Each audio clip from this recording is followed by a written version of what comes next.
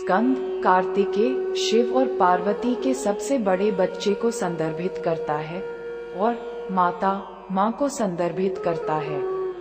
इसलिए स्कंदमाता मुख्य रूप से देवी पार्वती की कथा है।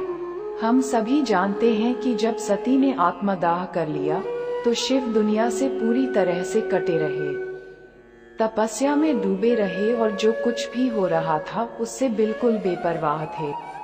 वह एक सन्यासी के रूप में रहता था।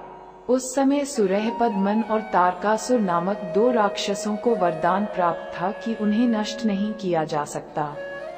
वास्तव में केवल शिव और पार्वती की संतानें ही उन्हें मारने में सक्षम थीं। क्या होगा यदि वे कभी भी दो राक्षसों तारकासुर और सुरहपद मन से छुटकारा पाने में कामयाब नहीं हुए? सभी देवी देवता परेशान हो गए क्योंकि शिव ने खुद को पूरी तरह से ब्रह्मांड से अलग कर लिया था। वे सभी भगवान विष्णु के पास पहुँचे और उनसे समाधान खोजने की प्रार्थना की। भगवान विष्णु ने उन्हें सूचित किया कि उन्होंने एक गंभीर गलती की है। ऐसा कभी नहीं होता अगर वे शिव और सती के बिना दक्ष प्रजापति के यज्ञ में नहीं जाते।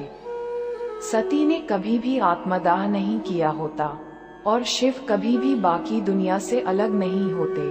परिणामस्वरूप विष्णु को समझ नहीं आ रहा था कि क्या किया जाए।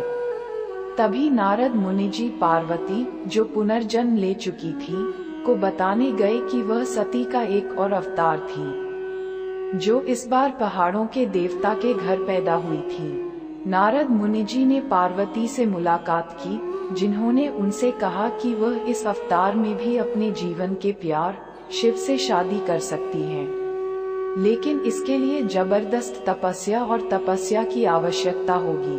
पार्वती ने शिव से विवाह करने की आकांक्षा की और हजारों हजारों वर्षों की तपस्या, अत्यधिक तपस्या को सहन किया, जिसके बाद शिव अंततः संतुष्ट हुए और हार मान ली। बाद में उन्होंने एक दूसरे से शादी कर ली।